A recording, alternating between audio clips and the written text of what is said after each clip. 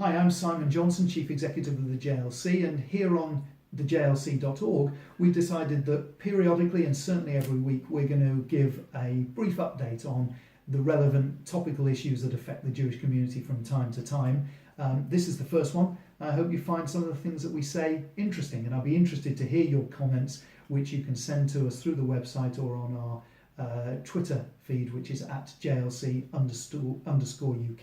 Join in. We're hoping that these comments will be helpful, give you the opportunity to be able to follow topical Jewish issues. So enjoy.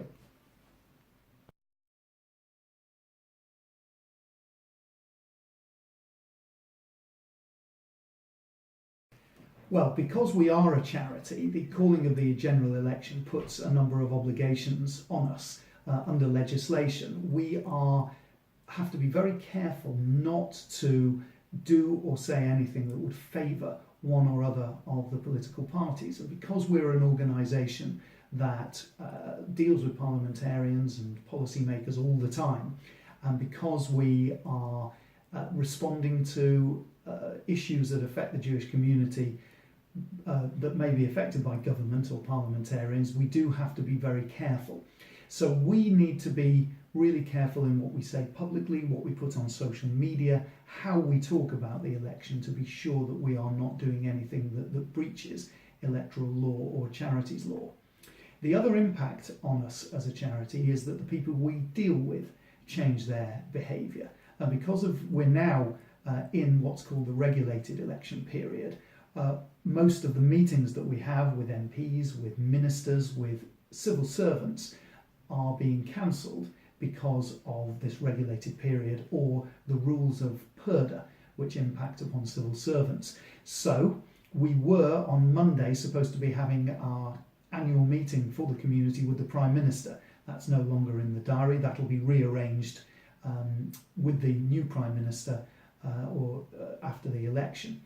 And then we also had a meeting with the Middle East Minister for next week at the Foreign Office, and that hasn't happened. Meetings with civil servants, such as the cross-government working group against anti-Semitism, have also been postponed. But then there have been a couple of other bits of business that have stopped. There was an inquiry by the Foreign Affairs Select Committee into the Middle East peace process and British involvement in it. All select committee inquiries that were started have been now stopped in mid-tracks, so that isn't going to continue. In fact, the Foreign Affairs Select Committee have put on their website all of the evidence that had been submitted, but if they want to start that piece of work again, they're going to have to, under the new committee in the new Parliament, call for new evidence and start again.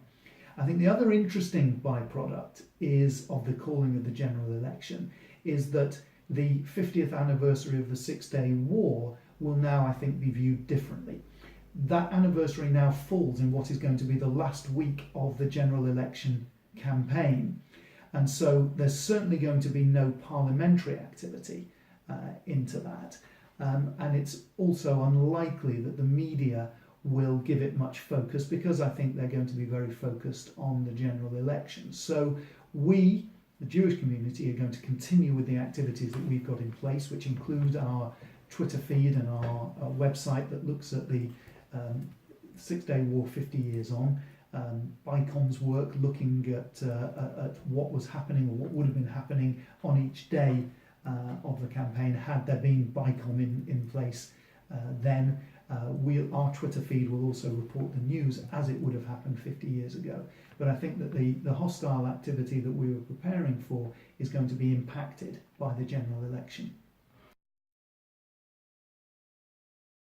I think the most useful thing that we can do is to help the community to understand what they're watching and what they're hearing on the news and reading about with the general election, and what impact it's going to have on the community. Of less interest to us are the national opinion polls. Of course, we're interested in who's going to be in the government, but we're also particularly interested in what's going to be the makeup of the House of Commons after the election. And in particular, are there going to be more members of Parliament who are supportive of and sympathetic with Jewish community issues domestically than there were before, or are there going to be less? And on foreign policy, are there going to be more members of parliament who are broadly supportive of a fair approach to Israel and the Middle East than there were before the election. Now, in order to do that, it means that we think we can help the community to understand what they're watching when the results come in. So what we've done, and I've got my spreadsheet here, is we've taken those constituencies where the Jewish vote is significant, those constituencies where there are Jews represented but their vote might not in itself be significant, and those constituencies where we have MPs who are supportive of Jewish community issues domestically or on foreign policy, and those where where there are members of parliament who are not so supportive. And what we've done is we've organised them in terms of how marginal the seat is, which allows us therefore to watch the most significant seats and be able to advise the community both during the campaign what to watch and after the campaign how to interpret the results. So I'll give you a couple of examples. The seats with the most Jewish constituents include Finchley and Golders Green, Hendon and Bury South, all of which are interesting constituencies to watch on election night, but also a constituency like the City of Chester. That's held by the Labour Party. The majority at the last general election was 93. There are 93 Jews registered in the constituency, so there will be some impact there. So I think in terms of seats that the community should be watching for, those that are relevant to the Jewish community, and if the polls are to be believed, are likely to have an impact, likely to be impacted by national swings. Those include Ilford North, which is a Labour seat at the moment, held by Wes Streeting. Bury South, also held by a Labour MP, that's Ivan Lewis. Hampstead and Kilburn, which is a Labour seat held by Tulip Sadiq. Hendon, which is a Conservative seat held by Matthew Offord at the moment. Finchley and Golders Green, where the Conservative sitting MP is Mike Freer. Leeds North East, which is a Labour seat held by Fabian Hamilton. And then East Renfrewshire, which was gained by the SNP from Labour at the last election. What's interesting about this election, I think, is that you need to pay less attention to the national opinion polls, because it's going to be decided, in our view, by probably 100 battleground seats where there are individual local or political trends that need to be watched. So will the Liberal Democrats make gains from the Conservatives in the southwest of England or in parts of southwest London where they lost seats last time?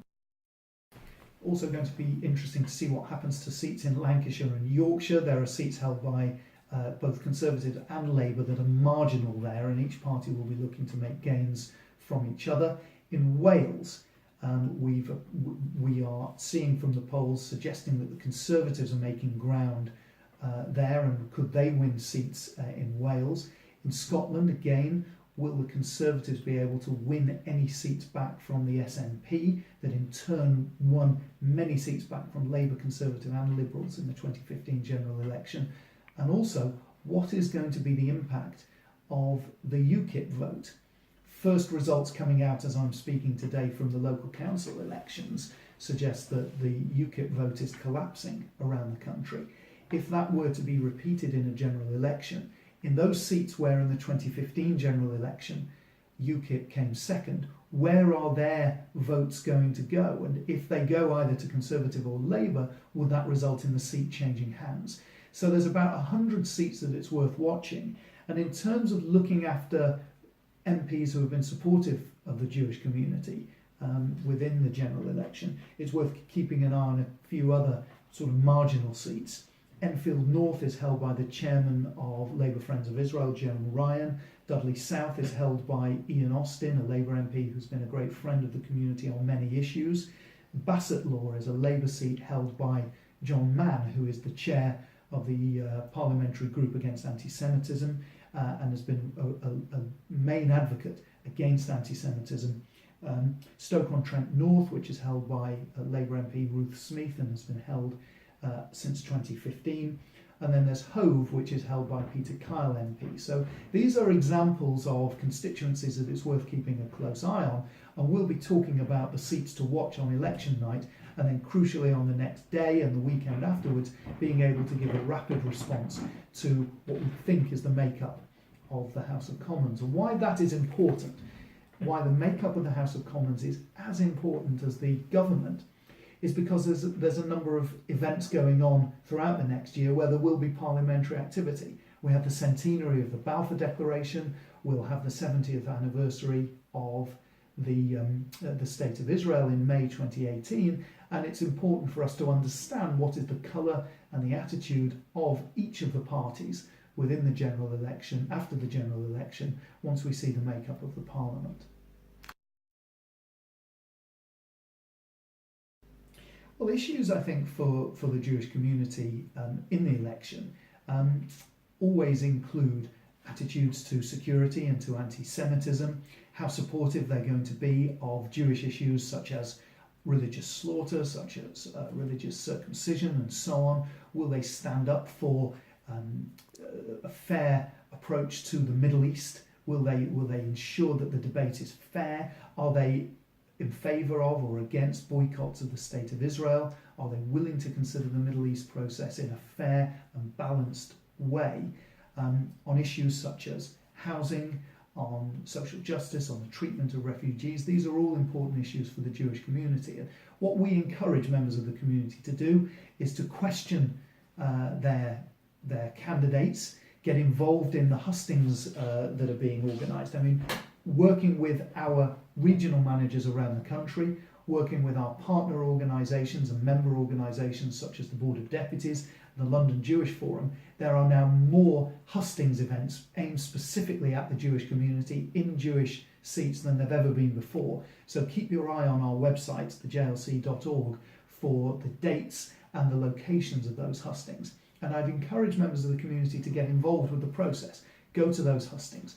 Question the candidates when they come on your doorstep about their attitudes to Jewish issues. But crucially, more than anything else, make sure that you vote in the general election. This has been an interesting week. We're keeping a close eye on the vote that's going to take place next week at the FIFA Congress that impacts on the Israeli FA. I'll talk more about that next week because it's complicated.